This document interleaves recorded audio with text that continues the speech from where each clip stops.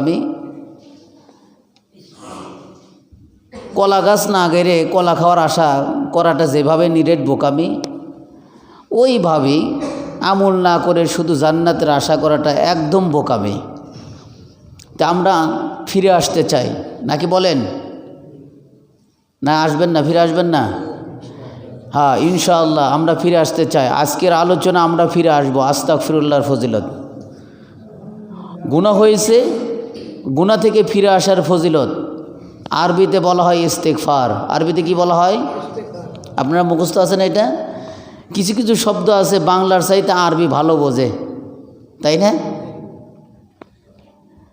যেমন ইস্তেগফার, আমরা ফিরে আসবো এই কথাটা বুঝেন নাই, এই কথাটা বাংলা ছিল।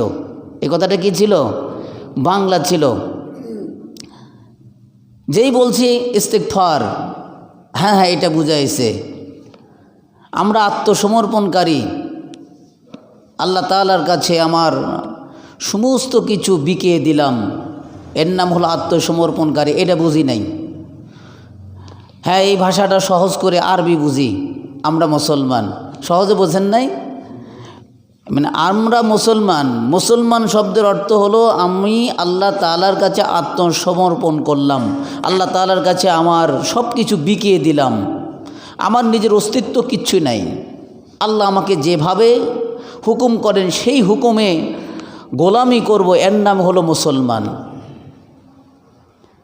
তাহলে আমরা ফিরলাম, ইস্তেগফার মানে কি?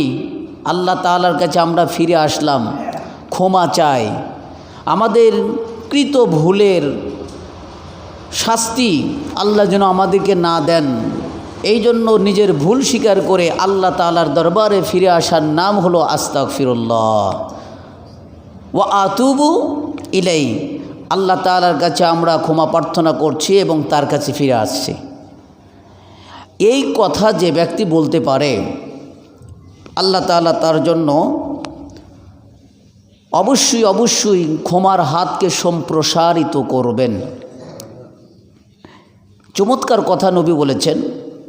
নবী বলেছেন বান্দারা অপরাধ করে দিনভর, করে না? কতক বান্দা আছে দিনভর অপরাধ করে বেড়াইতেছে। আল্লাহ বলতেছেন ওই বান্দার জন্য আমার হাতকে আমি সম্প্রসারিত করেছি রাতে, আমার হাতকে আমি খুলে দিয়েছি, ক্ষমার হাতকে খুলে দিয়েছি। ওই বান্দাও যদি রাত্রিতে আমার কাছে ক্ষমা চায় আমি আল্লাহ ক্ষমা করে দেব। সুবহানাল্লাহি বিহামদিহি। এরপরে আল্লাহ তাআলা নবী বলেন কতক বান্দা আছে রাতভর অপরাধ করে, করে কি না? আমার নবী বলেন রাতভর অপরাধকারী বান্দা সেও যদি আল্লাহ তাআলার কাছে ক্ষমার আশায় ফিরে আসে, আমি ফিরলাম, আমি আল্লাহ তাআলার দরবারে ফিরে আসলাম, ইতিপূর্বের ভুল আমি বুঝতে পারছি, আমি ফিরলাম, আমার আল্লাহ তাআলা তিনি বলেন রাতভর অপরাধকারী বান্দার জন্য আমি আল্লাহ তাআলা দিনভর তার জন্য ক্ষমার হাতকে সম্প্রসারিত করে রাখি। সুবহানাল্লাহ। সে আল্লাহ তাআলার দরবারে ফিরে আসা উচিত না? আল্লাহ তাআলা তিনি তার দলিল দেন, আমি বান্দার তৌবাকে কবুল করি, আমি বান্দা তাআলার তৌবাকে কবুল করি। যে বান্দা জানে আল্লাহ তাআলা তার বান্দার তৌবাকে কবুল করেন, সেই বান্দা যেন তার আল্লাহ তাআলার কাছে তৌবা পড়ে। ওহুয়া ইয়াকবালুত তাওবাতু আলাল্লাযিনা, আল্লাহ তাআলা তিনি বলতেছেন বান্দারা কি জানে না যে আমি আল্লাহ তাআলা বান্দার তৌবাকে কবুল করি এবং সাদাকা ওয়া ইয়াখুযুস সাদাকাত, দান সাদাকাকে কবুল করি, গ্রহণ করি। যে বান্দা এটা জানে সে বান্দা যেন আল্লাহ তাআলার কাছে তৌবা করে ফিরে আসে। আল্লাহ তাআলা তো তিনি নিজে বললেন আমি গফুরুর রহিম, মহান ক্ষমাশীল।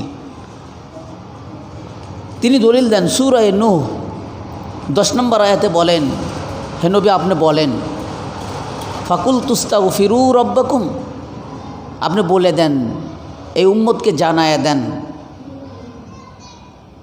যে তোমরা আল্লাহ তাআলার কাছে তওবা করে ফিরে আসো, তোমাদের প্রতিপালকের কাছে ক্ষমা চাও। ফাকুল তুস্তাগফিরু রব্বাকুম, তোমরা তোমাদের প্রতিপালকের কাছে তওবা করে ফিরে আসো, ক্ষমা চাও। ইন্নাহু কানা গফফারা, কারণ হলো আল্লাহ তাআলা তিনি মহান ক্ষমাকারী। ইন্নাহু কানা গফফারা, এই গফফারা শব্দটা আল্লাহ তাআলা নিজের জন্য ব্যবহার করেছেন। বান্দা মস্ত বড় অপরাধ করলেও আমি তা ক্ষমা করব, সেই আল্লাহ তাআলার দরবারে ফিরে আসা উচিত না?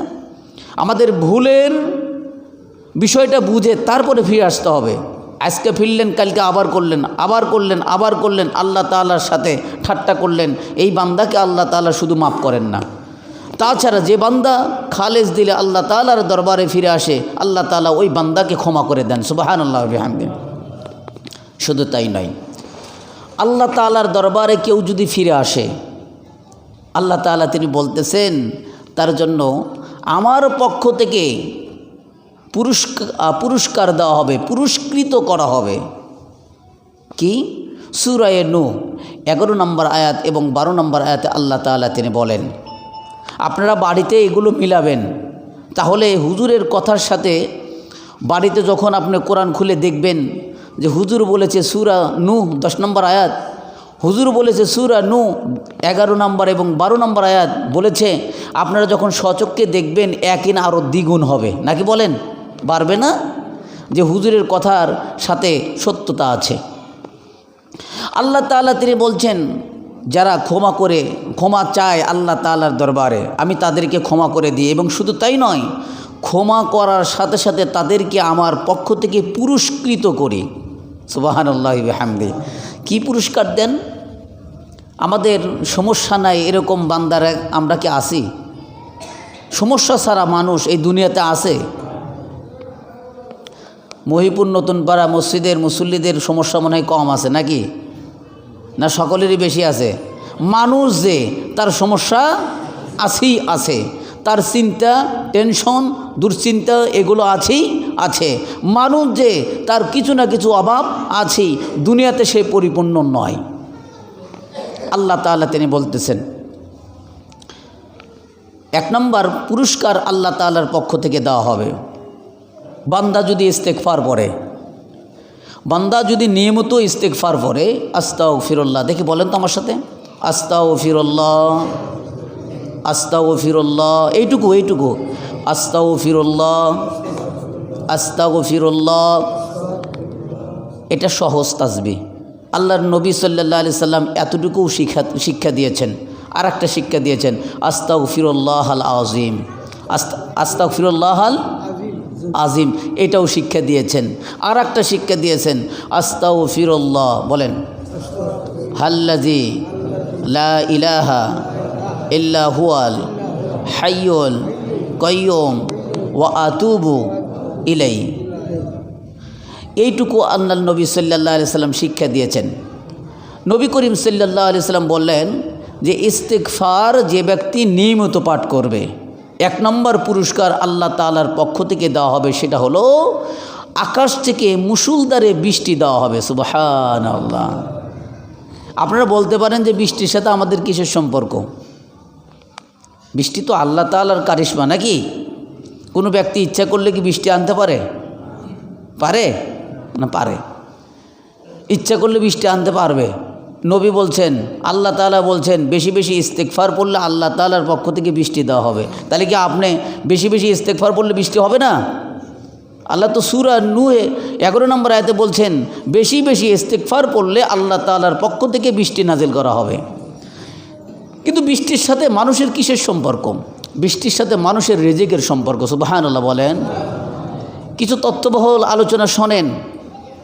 বৃষ্টির সাথে মানুষের রিজিকের সম্পর্ক, যত বৃষ্টি বর্ষণ হবে, যত বজ্রপাত হবে, আকাশে মেঘ করকর করে না, যত বেশি হবে তত বান্দার জন্য রিজিকের বরাদ্দ আল্লাহ তাআলার পক্ষ থেকে বাজেট তত বেশি হবে। সুবহানাল্লাহ ওয়া বিহামদিহি।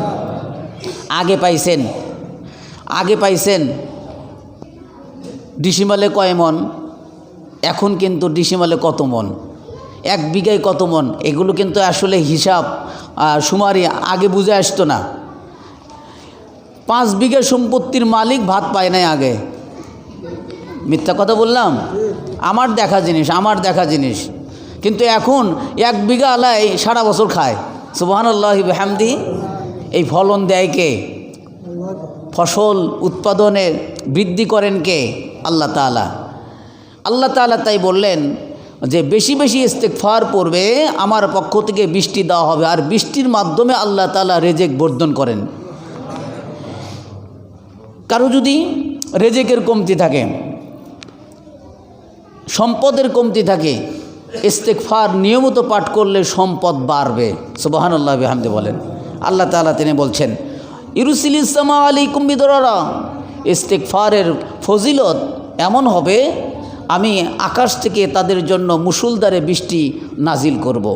এরপরে ওয়াইমদিদুকুম বিআমওয়াল, তাদের সম্পদকে আমি বৃদ্ধি করব। সুবহানাল্লাহ বিহামদি। ইমদিদুকুম এই শব্দটা আল্লাহ তাআলা উল্লেখ করে বুঝাইছেন কত বৃদ্ধি করবে আল্লাহ তাআলার হাতে এটা। তবে অফুরান্ত পরিমিত এটা নির্ধারণ আল্লাহ তাআলার হাতে। ইস্তেগফার বেশি বেশি নিয়মিত পড়লে সম্পদকে আল্লাহ তাআলা বৃদ্ধি করে দিবেন। যারা অভাবে আছেন, সারাদিন শ্রম দিয়েও অভাব যায় না, তাই না? টেনশন যায় না। নবী করিম সাল্লাল্লাহু আলাইহি সাল্লাম বলেন ইস্তেগফার বেশি বেশি পড়ো, এই অভাবটা তোমার আর থাকবে না। সুবহানাল্লাহ বলেন। আল্লাহ তাআলা নিজে জামিন দিয়েছেন, দলিল দিয়েছেন, বেশি বেশি ইস্তেগফারের সম্পদ বাড়ায়। যার সম্পদ বেশি থাকে দুনিয়ার টেনশন কি তার বেশি থাকে? থাকে। তারপরে নবী বললেন হ্যাঁ, শুধু সম্পদ বাড়ায় তোমাদেরকে ক্ষান্ত করব না, দুনিয়ার যে টেনশন আছে হাম্মিন ফারাজা, আল্লাহ তাআলার পক্ষ থেকে তোমাদের এই টেনশনকে দূর করে দেওয়া হবে। সুবহানাল্লাহ বিহামদি। শুধু তাই নয়, আল্লাহ তাআলার পক্ষ থেকে ইস্তেগফারের বদৌলতে জান্নাত দান করা হবে। তাহলে ইস্তেগফারের ফজিলত আমরা বেশ কয়েকটা পাইছি। একটা হলো বেশি বেশি ইস্তেগফার নিয়মিত পড়লে আল্লাহ তাআলার পক্ষ থেকে বৃষ্টি দেওয়া হয়। 2 নম্বর ধন সম্পদ দেওয়া হয়। 3 নম্বর সন্তান, যাদের সন্তান সন্ততি নাই, 20 বছর যাবৎ বিয়ে হয়েছে অথচ সন্তান নাই, আছে না এরকম? নবী করিম সাল্লাল্লাহু আলাইহি সাল্লাম বললেন হ্যাঁ, যাদের সন্তান নাই আল্লাহ তাআলা তাদের সন্তানের অভাবটাকে পূর্ণ করে দিবেন। ও বানিন, এই বানিনা শব্দটা তাদেরকে সন্তান সন্ততি আল্লাহ তাআলা দান করবেন। কিসের ফজিলত? যে লোকটার আল্লাহ তাআলা সন্তান দেয় না, এই লোকটাকে আল্লাহ তাআলা পরামর্শ দিল আমার কাছে বেশি বেশি ক্ষমা চাও, কারণ তোমার কোনো ভুলের কারণে তোমাকে বান্দা বানানো হয়েছে। বান্দা এমনি এমনি হয় না। আল্লাহ তাআলা চাইলে কাউকে সন্তান দেয়, চাইলে কাউকে ডবল দেয়, চাইলে তাকে না দেয়। আল্লাহ তাআলা কোরআনে বলছেন ইয়াহাবুলি মাইয়া শাউ ইনাসা ওয়া ইয়াহাবুলি মাইয়া শাউ যুকুর। আল্লাহ তাআলা কাউকে মেয়ে দেন, কাউকে ছেলে দেন, কাউকে দুটো দেন, ছেলে মেয়ে দুটো একসাথে দেন, কাউকে বান্দা বানান। এইটা সম্পূর্ণ আল্লাহ তাআলার ইখতিয়ার দিন। যার সন্তান নাই সে যেন ইস্তেগফারের আমল নিয়মিত করে। সুবহানাল্লাহ ওয়া বিহামদিহি। নবী করিম সাল্লাল্লাহু আলাইহি ওয়াসাল্লাম তিনি বললেন, আবু দাউদের হাদিস, তিনি বলছেন যে বেশি বেশি ইস্তেগফার নিজের জন্য সেটিং করে নাও, লাজেম করে নাও, জরুরি। আসলে আমাদের ইস্তেগফার বেশি বেশি হওয়াটা জরুরি। পথে ঘাটে চলতেছেন, ইস্তেগফার পড়েন। আমি আজকে ইস্তেগফারের আমলের উপর আলোচনা করতেছি। পথে চলতেছেন, একটা গুনাহ হয়ে গেছে, চোখের গুনাহ, এই ক্ষেত্রে আপনি কি বলবেন? তৌবা তৌবা না, আস্তাগফিরুল্লাহ। কি বলবেন? আস্তাগফিরুল্লাহ। কেন পড়বেন আস্তাগফিরুল্লাহ? গুনাহ হওয়ার কারণে। আল্লাহ, এই গুনাহ থেকে আমি আপনার কাছে ক্ষমা চাই। গুনাহমুক্ত কেউ নয়, তবে ওই ব্যক্তি গুনাহমুক্ত যে ব্যক্তি মা আসররা মান ইস্তাগফার। গুনাহমুক্ত কেউ নয়, কিন্তু ওই ব্যক্তি গুনাহমুক্ত যে ব্যক্তি বেশি বেশি ইস্তেগফার পড়ে। সুবহানাল্লাহি ওয়া বিহামদিহি। আমার নবী সাল্লাল্লাহু আলাইহি ওয়াসাল্লাম দৈনিক 100 বারের বেশি ইস্তেগফার পড়তেন। কয়শো বার? 100 বারের বেশি, প্রতিদিন 100 বারের বেশি। এই কথার দ্বারা নবী করিম সাল্লাল্লাহু আলাইহি ওয়াসাল্লাম 100 বার এই গুনাহ 1 2 3 4 100 এভাবে না, এই কথার দ্বারা তিনি গুরুত্ব বুঝাইছেন। এই কথার দ্বারা কি বুঝাইছেন? বলেন কথা গুরুত্ব বুঝাইছেন। আমরা কোনো কথা যদি এভাবে মজবুতের সাথে বলি, আমি এই কাজ 100 বার করব, আমি এই কাজ 100 বার করব না, মজবুতির জন্য বলছে একবার, গুরুত্ব বোঝানোর জন্য 100 বার উল্লেখ করছে। নবী করিম সাল্লাল্লাহু আলাইহি সাল্লাম দিনে আসলে 100 বার না, 100 বারেরও বেশি পড়তেন, কিন্তু তিনি উল্লেখ করেছেন 100 বার গুরুত্ব বোঝানোর জন্য। তাহলে আমাদের কি পরিমাণ ইস্তিগফার বেশি বেশি পড়া উচিত, যার কোনো আগে পিছনের কোনো গুনাহ নাই। সেই মানব যদি 100 বারের বেশি ইস্তিগফার পড়ে, আমাদের কত হাজার বার পড়া উচিত, নাকি বলেন? বুঝে আসে কিছু? যে ব্যক্তি ইস্তিগফার নিজের জন্য লাজেম করে, প্রতিদিন নিয়মিত সেট করে নেয়, আমার আজকের থেকে আমল শুরু হয়ে গেল, প্রতিদিন কমপক্ষে 100 বার আমার ইস্তিগফার হবেই, নিজের জন্য কি করে নেয়? লাজেম করে নেয়, জরুরি, যে আমি 100 বার ইস্তিগফার পড়ব। নবী বলতেছেন ওই ব্যক্তির জন্য, মান লাজিমাল ইস্তিগফার জাআলাল্লাহু লাহু মিন কুল্লি দিকিম মাখরাজা ওয়া মিন কুল্লি হাম্মিন ফারাজা ওয়া রাযাকাহু মিন হাইসু লা ইয়াহতাসিব। নবী বলতেছেন, যে ব্যক্তি নিজের জন্য ইস্তিগফার লাজিম করে, ওই ব্যক্তির সংকীর্ণ পথ, দুনিয়ার সংকীর্ণ পথ, মস্ত বড় আসমান জমিন থাকা সত্ত্বেও নিজেকে অনেক সময় একা মনে হয়। এরকম হয় কি না? ভারী মনে হয়, বিপদগ্রস্ত হয়ে পড়েছেন।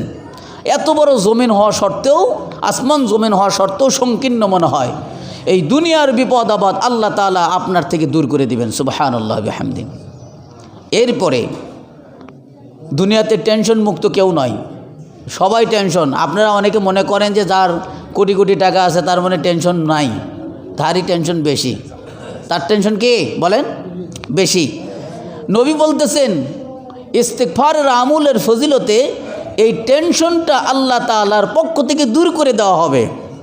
আর একটা বড় দায়িত্ব আল্লাহ তাআলা নিজে ওই বান্দার জন্য নিয়ে নেবেন। সেটা কি? সেটা হলো, আমরা অনেক সময় অনেক কর্ম করি কিন্তু সমাধান পাই না। পাই?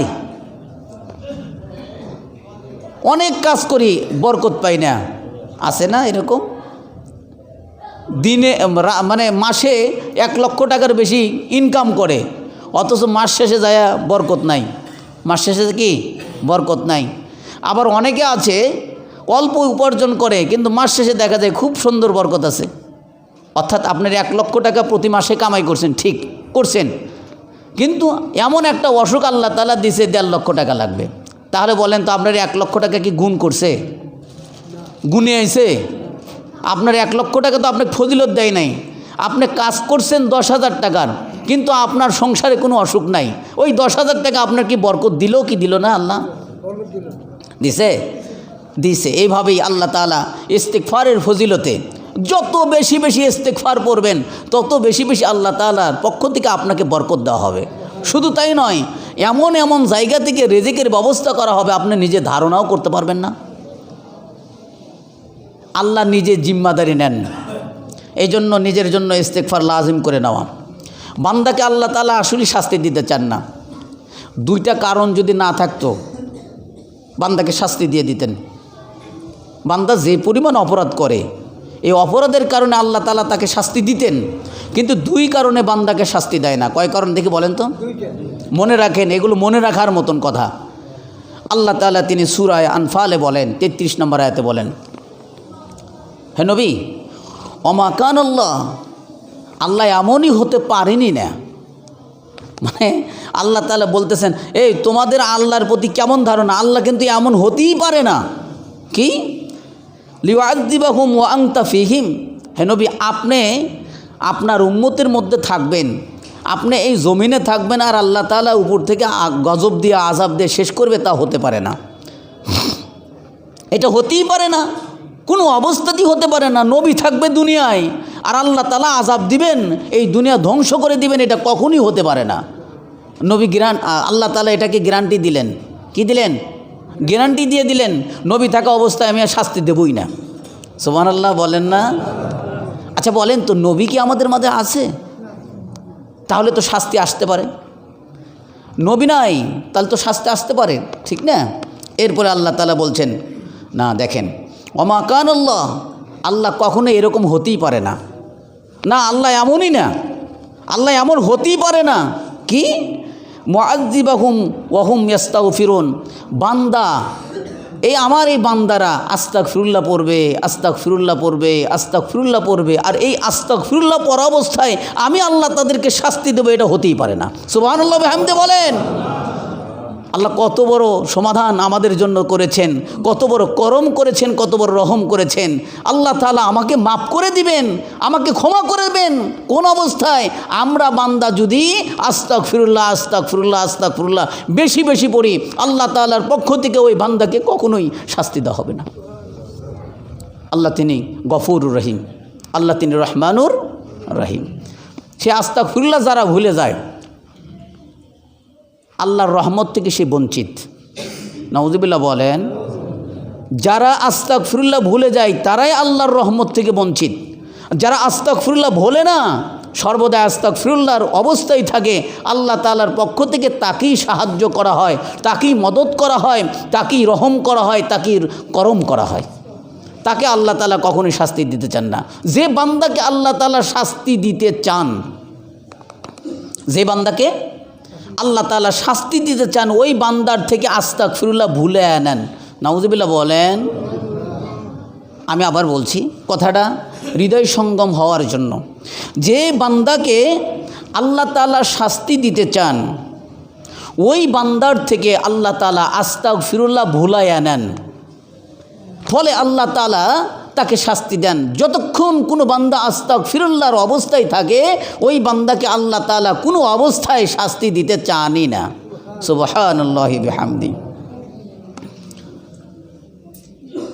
তাফসীরে কুরতুবীর মধ্যে আছে, নবী বিলুপ্ত হয়ে গেছে, নবী শেষ, কিন্তু কিয়ামত পর্যন্ত আস্তাগফিরুল্লাহ আমাদের এই জমিনে আল্লাহ তাআলা ব্যবস্থা করে দিয়েছেন কিয়ামত পর্যন্ত। যেদিন সূর্য পূর্ব দিক থেকে উঠবে না, পশ্চিম দিক থেকে উঠবে, ওই দিন আস্তাগফিরুল্লাহ তওবার দরজা বন্ধ হয়ে যাবে। যেদিন মানুষ মালাম ইউ গরগির, মৃত্যু আসার পূর্বে, ওই যে রবিউলের চাচা, হ্যাঁ, তয়ুব চাচা মারা গেছেন না, মারা আমরা কিন্তু যাব। মৃত্যুর পূর্বে মানুষের এক ধরনের গড়গড় শব্দ হয়, এই যে হলকূপের ভিতর থেকে। যখন উফুকিল মুবিন, স্পষ্ট দিগন্ত আসমানে, দিগন্ত অর্থাৎ উপরের সেই আসমানে স্পষ্ট আকারে আজরাইল আলাইহিস সালাতু ওয়াস সালামকে কোনো ব্যক্তি দেখতে পায়। প্রত্যেকটি মানুষ আজরাইলকে দেখতে পাবে মৃত্যুর পূর্বে। কখন ভাই? আজরাইলকে না দেখা পর্যন্ত মৃত্যু হবে না। সকলেই মৃত্যুর পূর্বে আজরাইলকে দেখবে। কখন দেখবে জানেন? মালামি ও গর্গির, যখন এই গর্গির শব্দ হবে তখন জব বন্ধ হয়ে যায়। মৃত্যুর আগে যত শক্তিশালী মানুষই হোক, হ্যাঁ, তার জব বন্ধ হয়ে যায়, তার জব আর কাজ করে না। জান থাকে কিন্তু জব বন্ধ হয়, আছে না এরকম? ওই সময়ের পর থেকে তওবা আর কবুল করা হবে না। তবে মালামি ও গর্গির, গর্গির শব্দের আগ পর্যন্ত কোনো ব্যক্তি যদি ইস্তেগফার পড়ে, তওবা করে ফিরে আসে, আল্লাহ তাআলা নবী বলেন আমি ওই বান্দার তওবাকে কবুল করে নিয়ে থাকি। সুবহানাল্লাহ বলেন। আল্লাহ তাআলা তওবা কবুল করেন কার? বলে গর্গির শব্দের আগ পর্যন্ত যে ব্যক্তি তওবা করার সুযোগ রাখে, ওই ব্যক্তিকে আল্লাহ তাআলা কবুল করে নেন, ক্ষমা করেন। এই জন্য বেশি বেশি তওবা ইস্তেগফার, বেশি বেশি আমল করা। তওবার মাধ্যমে আশা পূরণ হয় ভাই। তওবা ইস্তেগফারের মাধ্যমে আশা পূরণ হয়। বেশি বেশি ইস্তেগফার পড়বেন, মুস্তাজাবুদ দাওয়া হবেন। অনেক বড় একটি ঘটনা। ইমাম আহমদ ইবনে হাম্বল তিনি বলেন, ওই সময়ে তৎকালীন সময় ইমাম আহমদ ইবনে হাম্বল মস্ত বড় মুহাদ্দিস ছিলেন, হাদিস সংগ্রহে ব্যাপক ব্যস্ত ছিলেন। তার হাদিস গ্রন্থে ২৭,০০০-এরও অধিক হাদিস লিপিবদ্ধ আছে। লক্ষ লক্ষ হাদিসের মধ্য থেকে নির্বাচন করে বাছাই করে ২৭,০০০ হাদিস লিপিবদ্ধ করা হয়েছে মুসনাদ আহমদের মধ্যে। কত হাজার? বুখারীতে আছে ৭,০০০, আর মুসনাদ আহমদের মধ্যে আছে ২৭,০০০। লক্ষ লক্ষ হাদিস থেকে বাছাই করে ২৭,০০০ ওখানে যুক্ত করা হয়েছে। এই ইমাম আহমদ ইবনে হাম্বল হাদিস সংগ্রহে ব্যস্ত, ক্লান্ত হয়ে পড়ছেন, মসজিদে থাকবেন না, মসজিদে থাকার এলাও নাই, বাইর করে দিয়েছে মসজিদ থেকে। ওনাকে চেনে না, ওনাকে চেনে না কি যে এই জামানার মস্ত বড় মুহাদ্দিস, সে চেনে না কেউ, অপরিচিত। আমি যত বড় দামি মানি ব্যক্তি হই, আমার এই এলাকায় যদি পরিচিত না থাকে আমাকে অত এলাও করবে, সম্মান করবে? ওই মুহাদ্দিস সাহেব এসে মসজিদে একটু থাকার অনুমতি চাইছে, দেয় নাই, বলে না আমাদের মসজিদে থাকার কোনো অনুমতি নেই। আসলে মসজিদে থাকার অনুমতি নেই, বাইর করে দিয়েছে মসজিদ থেকে। ক্লান্ত পথিক ইমাম আহমদ ইবনে হাম্বল মসজিদ থেকে বাইর হয়ে দেখে দূরে একটা রুটি বিক্রেতা রুটি বানাইতেছে আর কি যেন পড়তেছে। কাছে গেছেন, যা বলছেন যে ভাই আপনি কি পড়তেছেন, আপনার হাত চলে কিন্তু মুখও চলে, আপনি কি পড়েন? জানার কৌতূহলে জিজ্ঞাসা করেছে ইমাম আহমদ ইবনে হাম্বল। ইমাম আহমদ ইবনে হাম্বল বললেন, এই প্রশ্নে রুটিওয়ালা বলতেছে ভাই আমি রুটি বানাইতেছি। বলে না না, রুটি তো বানাইতেছেন ঠিক আছে, কিন্তু আপনি মুখে কি বলছেন? বলে আমি ইস্তেগফার ইস্তেগফার আস্তাগফিরুল্লাহ আস্তাগফিরুল্লাহ ইস্তেগফারের আমল করছি। অর্থাৎ যে ব্যক্তি মান লাজিমাল ইস্তেগফার, নিজের জন্য নিয়মিত ইস্তেগফারের আমল করে, এই ব্যক্তির জন্য এই প্রতিদান, এই ফলাফল ইমাম আহমদ ইবনে হাম্বল তার নিজ চোখে দেখেছে। ইমাম আহমদ ইবনে হাম্বল বললেন, ভাই আপনি কতদিন যাবত এই ইস্তেগফারের আমল করেন? বলে আমি দীর্ঘদিন যাবত ইস্তেগফারের আমল করি। ইমাম আহমদ ইবনে হাম্বল ওই জামানার মস্ত বড় মুহাদ্দিস, তিনি ব্যাপক অভিজ্ঞ মানুষ।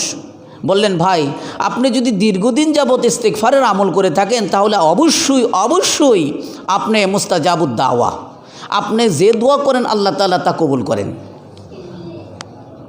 ওই রুটি বিক্রেতা বলতেছে, হ্যাঁ ভাই আমি এ পর্যন্ত যতগুলো দোয়া করছি আল্লাহ একটা দোয়া ফেরত দেয় নাই। সুবহানাল্লাহ বলেন। আপনিও তাই করেন, আপনারও এই আমলটা নিয়ে আসেন, আপনার দোয়া আল্লাহ তাআলা কবুল করবেন। ওই রুটি বিক্রেতা বলতেছে, আমি এ যাবৎ যতগুলো দোয়া করছি একটা দোয়াও আমার ফেরত আসে নাই, সবগুলো দোয়া কবুল হয়েছে, তবে একটা দোয়া কবুল হয় নাই এখনও। ইমাম আহমদ ইবনে হাম্বলের তার অভিজ্ঞতা থেকে বলছে যে না, তোমার একটা দোয়াও কবুল না হওয়ার নয়, সবগুলো দোয়াই কবুল হবে, তুমি মুস্তাজাবুদ দাওয়া, কারণ তুমি নিজের জন্য ইস্তেগফারের আমল বেছে নিয়েছো। সুবহানাল্লাহ বলেন। জানার কৌতূহল ইমাম আহমদ ইবনে হাম্বলের হইল। বলছে, আচ্ছা কোন দোয়াটা তোমার কবুল হয় নাই? রুটি বিক্রেতা বলতেছে, এই জামানার মস্ত বড় মুহাদ্দিস ইমাম আহমদ ইবনে হাম্বল, আমার দিলের মধ্যে জল্পনা কল্পনা তামান্না, ইমাম আহমদ ইবনে হাম্বলকে আমার দেখার খুবই শখ এবং তার সাথে একটু কোলাকুলি করার শখ, কোলাকুলি করার শখ। এই লোকটার সাথে এইটাই আমার আশা, এছাড়া আমার আর কোনো আশা নাই, আমার কোনো চাওয়া পাওয়া নাই, এইটাই একটু চাওয়া দুনিয়ার জিন্দেগিতে। ইমাম আহমদ ইবনে হাম্বল তার চোখের পানি আর ধরে রাখতে পারলেন না, চোখের পানি ঝরঝর ঝরঝর করে ফেলাইলেন। চোখের পানি ফেলে বলতেছেন, হে রুটি বিক্রেতা, তোমাকে ইমাম আহমদ ইবনে হাম্বলের কাছে আর যাইতে হবে না, তোমার এই ইস্তিগফারের ফজিলতে ইমাম আহমদ ইবনে হাম্বল তোমার কাছেই উপস্থিত হয়েছে। সুবহানাল্লাহ আলহামদুলিল্লাহ। ইমাম আহমদ ইবনে হাম্বলকে দেখে আর কি কৌতূহল সে ধরে রাখতে পারে? রুটি বিক্রেতা তার মনের আশা সে পূর্ণ করছে। তো ইস্তিগফার পড়লে আপনার মনের আশা পূরণ করবেন আল্লাহ তাআলা। ইস্তিগফারের ফজিলত অপরিসীম। ইস্তিগফার নিজের জন্য লাজিম করে নেন, আল্লাহ তাআলা আপনাকে সমস্ত কিছুর সমাধান ইস্তিগফারের মধ্যে দিয়ে দিবেন। সুবহানাল্লাহ ওয়া বিহামদিহি। তা আমরা ইস্তিগফার পড়তে পারি না ভাই? একটু ইস্তিগফার পড়েন তো। আস্তাগফিরুল্লাহ আস্তাগফিরুল্লাহ। এই আমলটা যখন যখন হাঁটতেছেন চলতেছেন পড়বেন, এটা একটা সংক্ষিপ্ত ইস্তিগফার। এরপরে 2 নম্বর আস্তাগফিরুল্লাহ আল আযীম, বলেন তো। এগুলো হাদিসের আস্তাগফিরুল্লাহ, আমরা বানাই না আস্তাগফিরুল্লাহ পড়বো না নাকি বলেন? আচ্ছা, আস্তাগফিরুল্লাহ আল আযীম বলেন তো। এরপরে আস্তাগফিরুল্লাহ আল্লাযী লা ইলাহা ইল্লা হুয়াল হাইয়ুল কাইয়্যুম ওয়া আতুবু ইলাইহি। এই আস্তাগফিরুল্লাহর কি ফজিলত জানেন? নবী বলেছেন, এই ইস্তেগফার ফজিলত এমন, কেউ যদি যুদ্ধের ময়দান থেকে পলায়ন করে, ধর্মযুদ্ধ থেকে পলায়ন করা মস্ত বড় অপরাধ, এর ঈমান কি নবায়ন করতে হবে। ধর্মযুদ্ধ থেকে পলায়ন করছে এরকম অপরাধকৃত ব্যক্তিও যদি এই ইস্তেগফার পড়ে, এমনকি সমুদ্রের ফেনা পরিমাণ অপরাধ করে ইস্তেগফার পড়ছে, নবী বলতেছেন তার পিছনে সব গুনাহকে আল্লাহ তাআলা মাফ করে দেবেন এই ইস্তেগফারের ফজিলতে। নবীকে জিজ্ঞেস করা হলো আমরা ইস্তেগফার পড়ব কেমনে? নবী করিম সাল্লাল্লাহু আলাইহি সাল্লাম ইস্তেগফার এইভাবে সাহাবীদেরকে শিক্ষা দিতেন। সাহাবীদের জিজ্ঞাসায় নবীর ইস্তেগফার শিক্ষা দেওয়া, সেটা কেমন? বলে আল্লাহুম্মা গফির লানা, এটা পড়ো, হে আল্লাহ আমাদেরকে ক্ষমা করেন, ওয়ারহামনা, আমাদেরকে রহম করেন, ওয়াতুব আলাইনা, আমরা আপনার কাছে ফিরে আসলাম, ইন্নাকা আনতাত তাওয়াবুর রহিম, আপনি তওবা কবুলকারী, আপনি কি বান্দার তওবা কবুলকারী। এই কথাটা কি আমরা বলতে পারি না? আচ্ছা, বাংলায় আমরা এটা বলতে পারি না, আল্লাহ আপনি আমাদেরকে রহম করেন, আমাকে করম করেন, আমাকে ক্ষমা করেন এবং আমার তওবাকে কবুল করেন। আপনি না বান্দার তওবা কবুল করেন, আপনি না বান্দার তওবা কবুল করেন। আচ্ছা, এই কথা কোনো ব্যক্তি যদি বাংলায় জেনে বুঝে কয়, বলে আল্লাহ তাআলার সামনে, এই বান্দা কি ওই দিনে আর ভুল করতে পারে? আরে বলেন তো, ভুল করতে পারে? আমরা কিন্তু নামাজ পড়ি, নামাজের অর্থ বুঝি না। আমরা তওবা পড়ি, এটা মুখে মুখে বলি, কিন্তু অর্থ বুঝি না, যার কারণে আমাদের এই তওবা গুনাহমুক্ত করতে পারে না। আল্লাহ ফিরে আসলাম, আবার যায় অপরাধ করতেছে, এটা ফেরা হইলো? বলেন তো, এটা ফেরা হইলো? তওবাতুন নাসুহা কারে বলে? দুধের বোট থেকে দুধ বানানোর পরে এই দুধ যেভাবে ওই বোটে যাওয়া সম্ভব নয়, আপনাকে গুনাহ থেকে ওইভাবে ফিরতে হবে। আল্লাহ আমাদের সবাইকে খালেস দিলে ইস্তেগফার বেশি বেশি পড়ার তৌফিক দান করুক। আগামী জুমাতেও আমরা ইস্তেগফার